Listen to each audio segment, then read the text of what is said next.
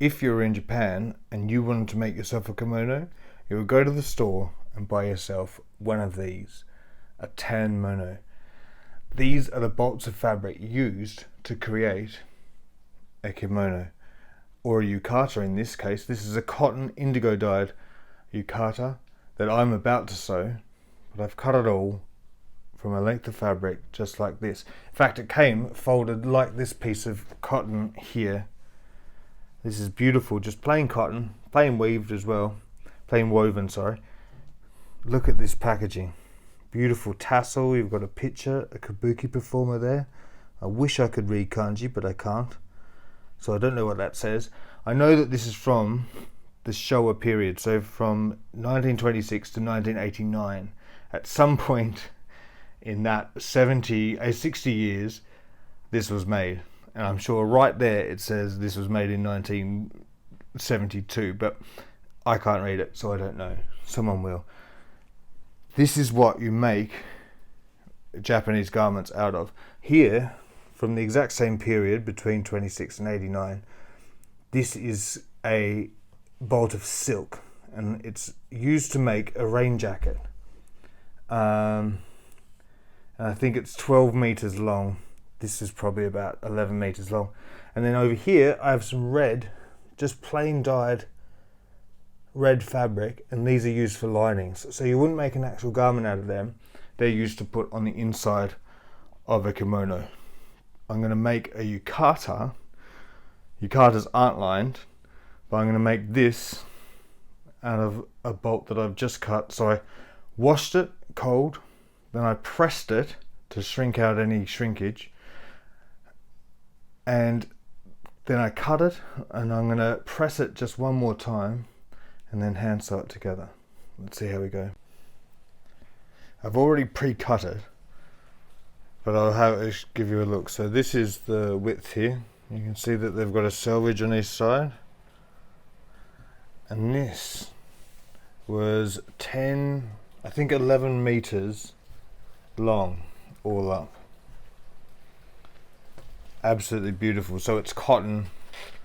It was made, I think, in the 80s in Japan, obviously,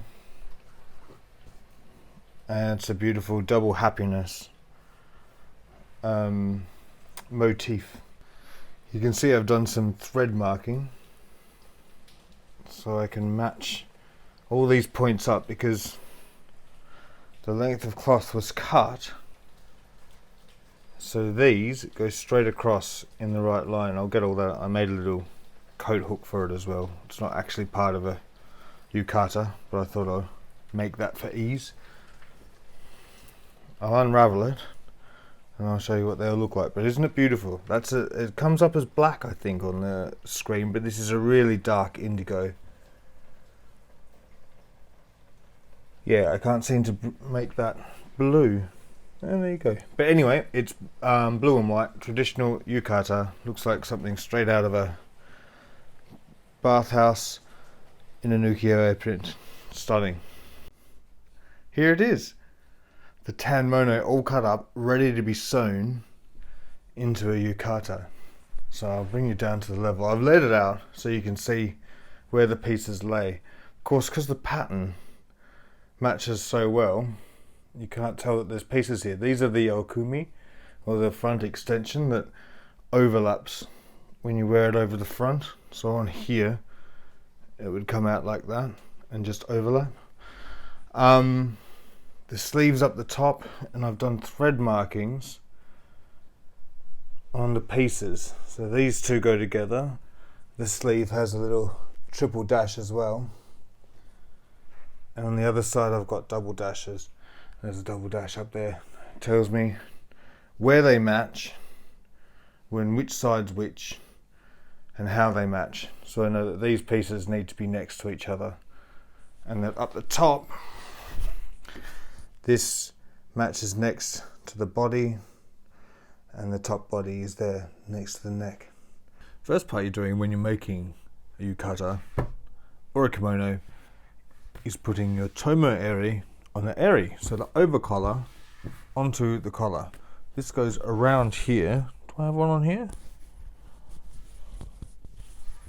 around the top here. You can't really see it because of the fabric, but there is one here, and it's sewn across here. The tomo eri means collar friend.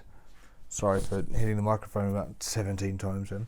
Tomo eri is called the collar friend, and it sits above the collar here.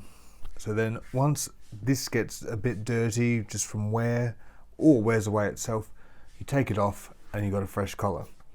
Collar's friend. Indeed.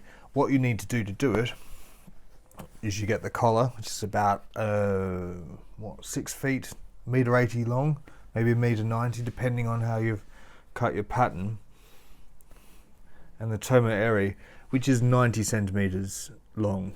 What's 90 centimeters in inches? Do I have them here? Which is my trusty bent ruler, by the way. Can you see that? It's curved like a samurai, like a katana. This is terrible, but it is good for measurements. 90 centimeters is 35 and a half. I don't know. People who use imperial measurements will know whether you call that or do you say it to there. And what is that? An eighth? 60. It's 90 centimeters long or 35 and a half inches. That is how long a tomo eri is. I have my tomo eri. I have my eri, over collar, and collar. I'm going to start calling them that. What you need to do, these are made from the heart width of fabric. So this is cut in half. If you look at that, I'll bring them together. That is the full width of fabric. Take it at half. It's a half width. Like the okumi, the front extensions, they're half widths. And then it's folded again. So you press this straight in half as you do the collar. And that is your collar. There. That's the front extension. This is the collar here. Folded in half and it's sewn together. On a yukata, it's sewn onto the inside. On a kimono, it's left open and it's then lined. So then when you wear the kimono, it's folded over, but it's folded half at the back and then it sort of extends as you come out to the front. First thing we do is the tomo eri. So it's 16 centimeters across, it's 90 centimeters long, and we take off 1 centimeter or 3/8 of an inch. For a seam allowance, fold that and you press that on each end. And that is where you're going to attach it to the collar. That's then folded in half lengthways. So you end up with a strip this long. And what I do, you don't have to do this. It just helps in the end. If it's all about preparation. If you do your preparation, it'll make everything easier later. It seems like it takes longer, but redoing stuff takes a lot longer and ruins more things than preparing. So I put, can you see that? Where are we? A thread marked across. This is the center length and width wise, which you need. So here you can see the over collar is lying in line with the collar and it matches up. So the double happiness symbols are all in line together. So is this line along here. Of course, you can't match absolutely everything. It is sitting in the middle of another one. But these lines will line up. I'll take this into place, making sure they line up here and down here. And these lines will do it as well. So if I wasn't using a pattern, if I was using plain cotton, you just lie this flat on top. Or if you're using something extremely patterned, like a Dobby print or some kind of floral print, just lie it flat. Try and line up some things. But with this, you need to line it up because there are straight lines everywhere. And this part here, this end, is going to lie level with this end right on your chest, so they need to be even.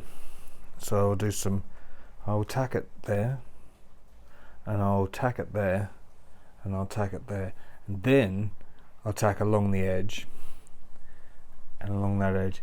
Then I'll come underneath and I'll sew with a slip stitch, so the sewing is invisible.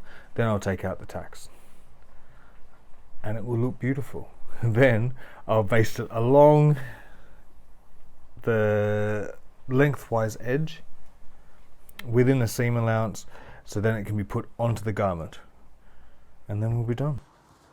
This is such a great method when you're hand sewing, if you have the time as well, is to do the basting first. You're basically sewing the seam with large stitches, so you can come in and then lift up just underneath the seam allowance and then sew the seam allowance. It's a really good way to do your sewing, and you get great accuracy with it. It takes more time, obviously. It's much easier to pin and push it through a sewing machine, but this way is fantastic for getting that slow accuracy and doing these Japanese seams, Japanese style seams as well, where you have a little bit of an overlap once you've finished the seam, so you don't press it where the sewing is. You press it so there's just a little overlap but over the seam line, so you can lift that up and see. You can see it here while I'm pressing. There's a little overlap. That isn't the stitching line, and it just makes seams more aesthetically pleasing, to be honest. It just looks a bit nicer.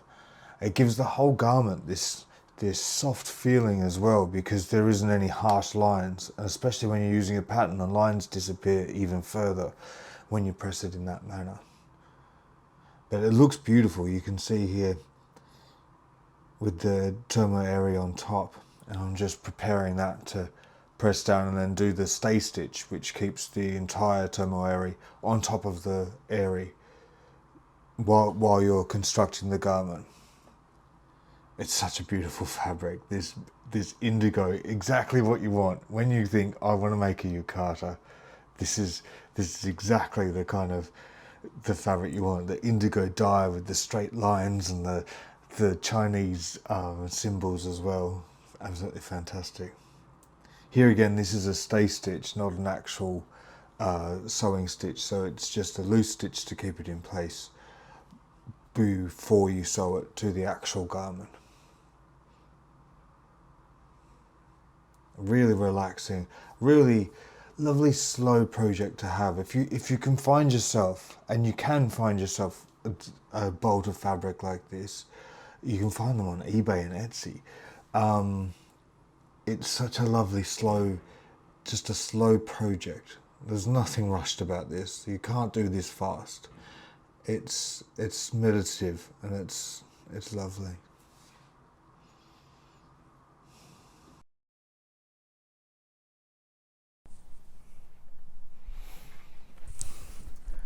I put the collar together. That's all finished now. So I'm moving on. I've done as much as I can until I've started working on the body, the migoro, and the front extension, the okumi. These are sewn on first, and then you sew the collar on, then the sleeves, because the collar has to go over the body and then the okumi. So you can see my thread marking. That is the right side front. 2 stripes for right, 3 sides for left.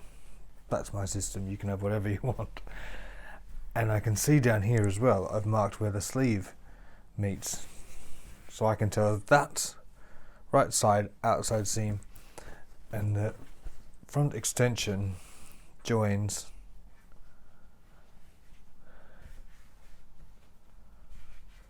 here. Here we go. I've attached the okumi, and just before I did, I turned, this is the raw edge, and it's also, let me just move that back a bit, there we go. This is the raw edge, and it's the center front, so this is where the robe opens, and I've turned that under, just on a tiny little hem or seam there, closure, because this is the raw edge. And then this is where using a tanmono comes into its own and is just so fabulous, is that this is the selvage. So this is the seam. You can see I've hand sewn it along there, and I've done that beautiful seam pressing. Can you see that?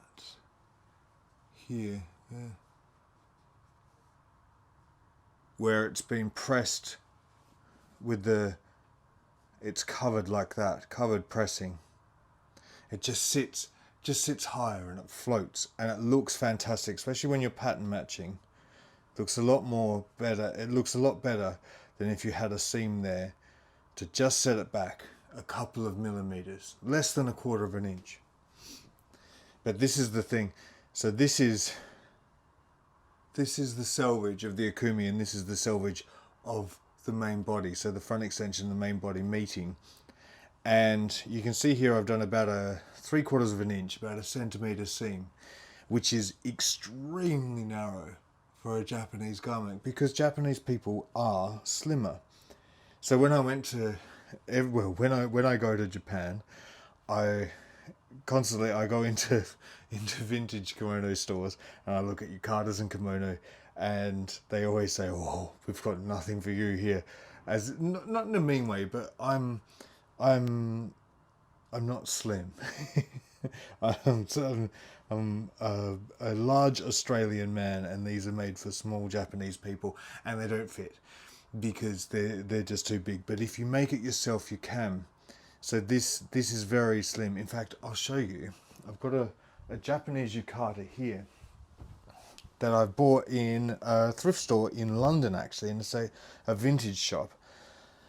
But it's made in Japan, and it's hand sewn as well. So here we have the Akumi.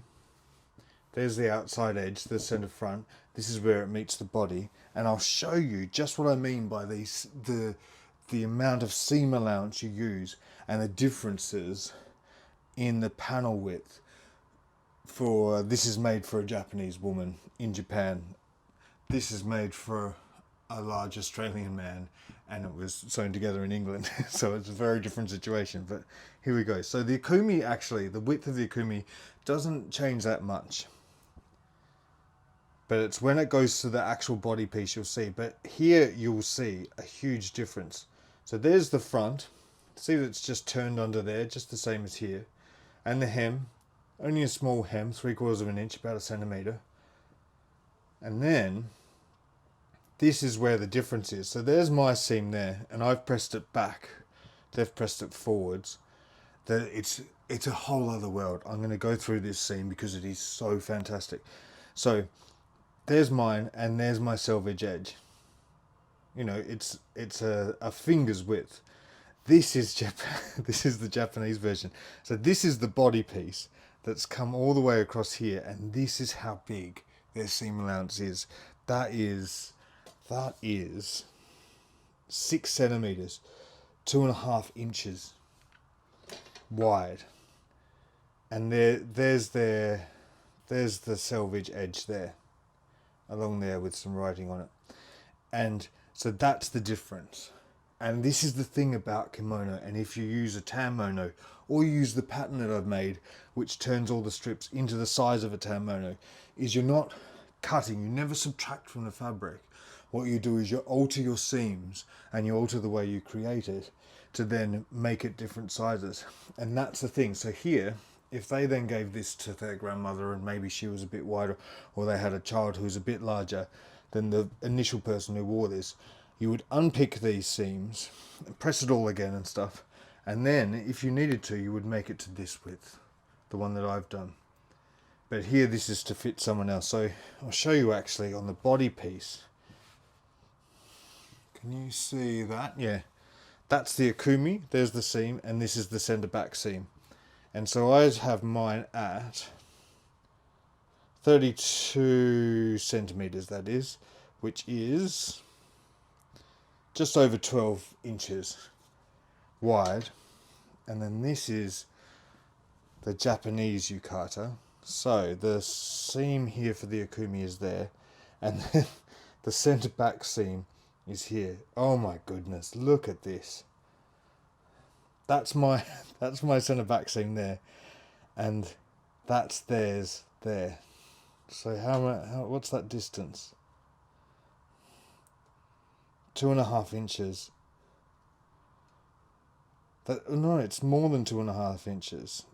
3 inches. So 7.5 centimeters difference. So their body, the actual body panel, is only 24.5 centimeters. Some of you who are making kimono out there, this will be perfect for you. This is for a slight Japanese person, nice and slender, and it's 8 inches across for their seam. No, sorry, it's not. 9.5 inches across, 24.5 centimeters. Wow. So it's much slimmer than mine. And then you can see here, look at this. This is the centre back selvage compared to mine. Just a seam allowance compared to mine. Do you see that? Mine again is about a finger's width, and this is 2.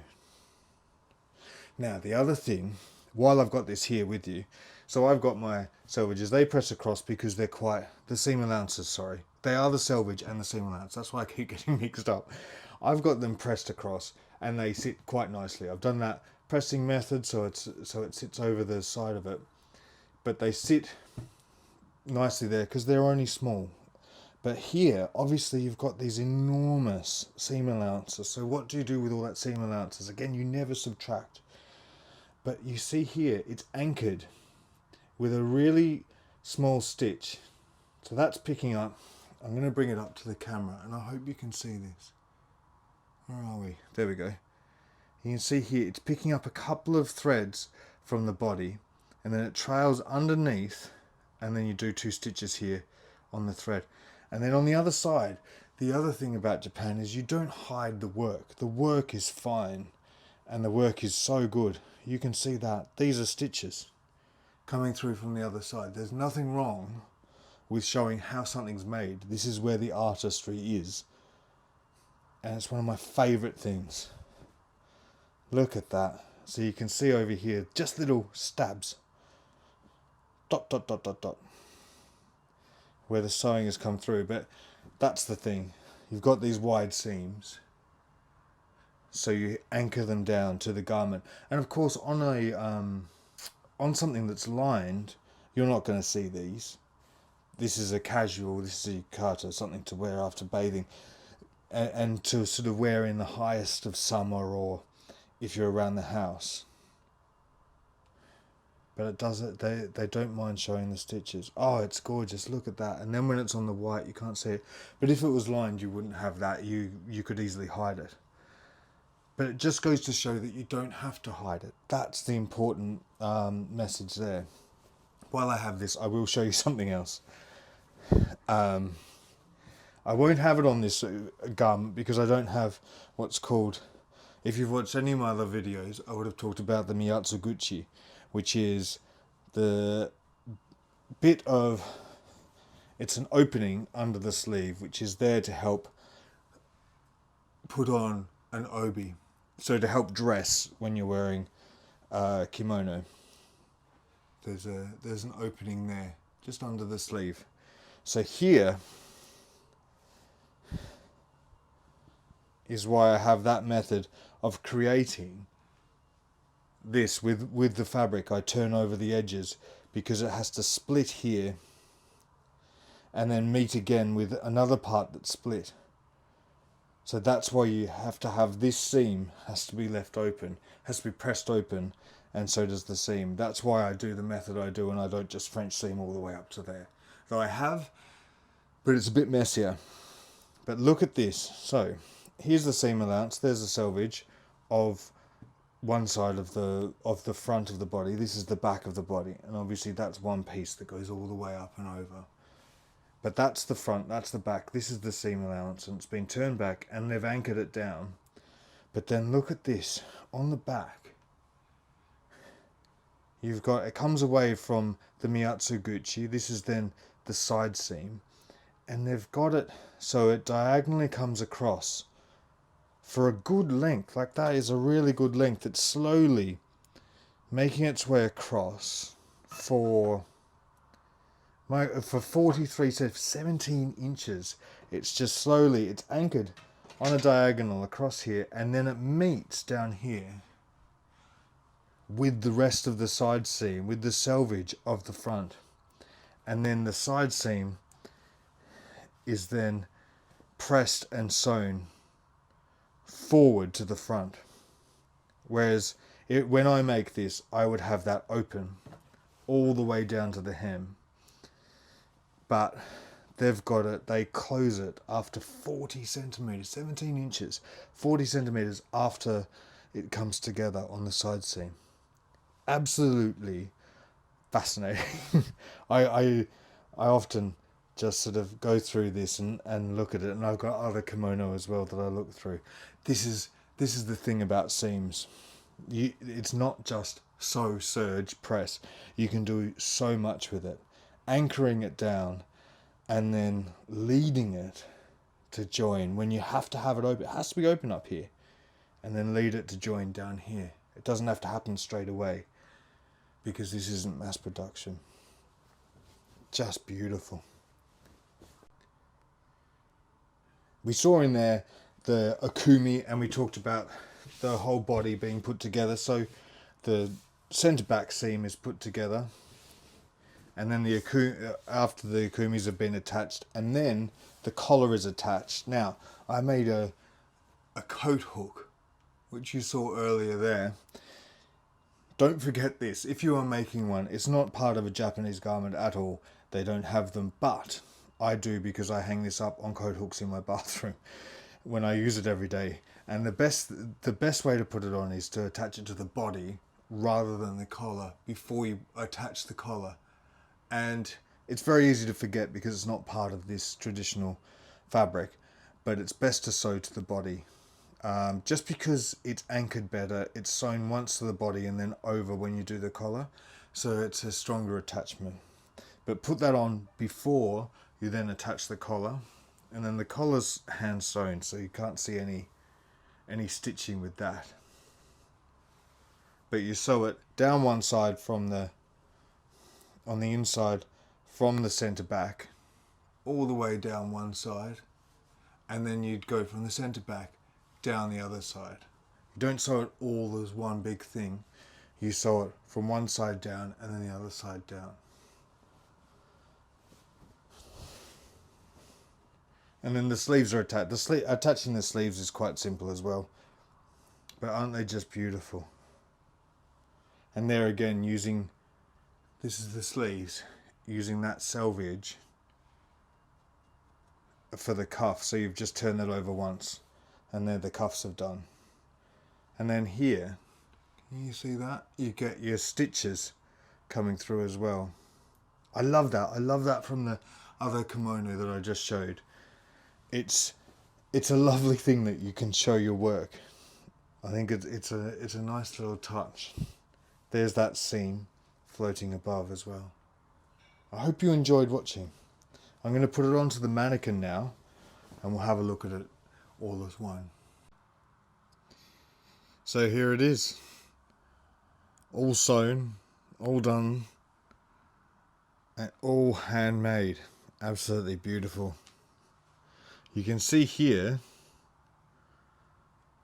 the collar, and this is where I talked about the little overlap. Can you see that? And how it sits there, and now you can barely see that that's a seam. But doesn't it look fantastic? I've got it here with a traditional Japanese slim obi for men, and this is where you'd wear it around your hips. But I wear this about every day after I take a bath. It's just fantastic. Look at this, how the motifs line up. And then down here on the collar, This again is one of those overlapped seams, and it all lines up perfectly. Now you don't have to do this with Japanese fabric. In fact, in Japan, you often see something like this would be made, and maybe everything doesn't line up because that's the way they do it. Sometimes they do, sometimes they don't. I've been in lots of ryokans where you can't find the seam. I've sat there with a with a garment, literally running my hand across it, going, "Where is the seam? How did they put this together?" And then other ones, it would be so apparent on the sleeve here. It would be none of the lines would match up, and that's fine. And it's fine either way. And it's something I quite like about it, that it isn't so strict that you have to do it a certain way. But I've done it this way, and it was very satisfying to do. So you see here, that's a seam as well, where the okumi meets the body, and the seam is again pressed with that little overlap. So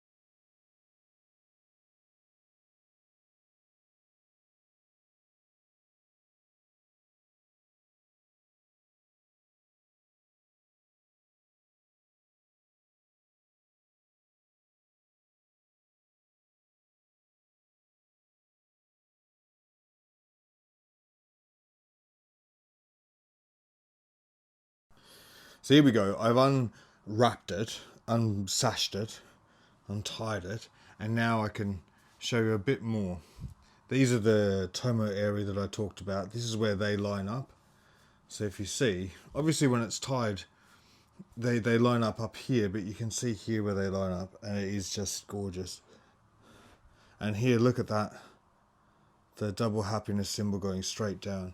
It really is beautiful. The most beautiful thing about any Japanese garment, obviously outside they're stunning, but as I showed you before, the insides are just beautiful. All those seams, see that, where you can see the shadow of the seam. Oh, and this cotton as well. I said I wear it every day, and you can see there, can you see the light? Yeah, just behind my fingers there moving. So it's light as a feather. I don't know what weave you call it. It's a plain weave cotton, so I don't know what you call it. And it's done on a different loom and everything, so I don't know if you can call it things like poplin and lawn and all that. But it's very light. It's a little bit heavier than a lawn, and certainly lighter than a poplin. So I don't know if you that might help explain it to you. Just beautiful, and you can buy these. I bought this in Bristol at a place called Kimono.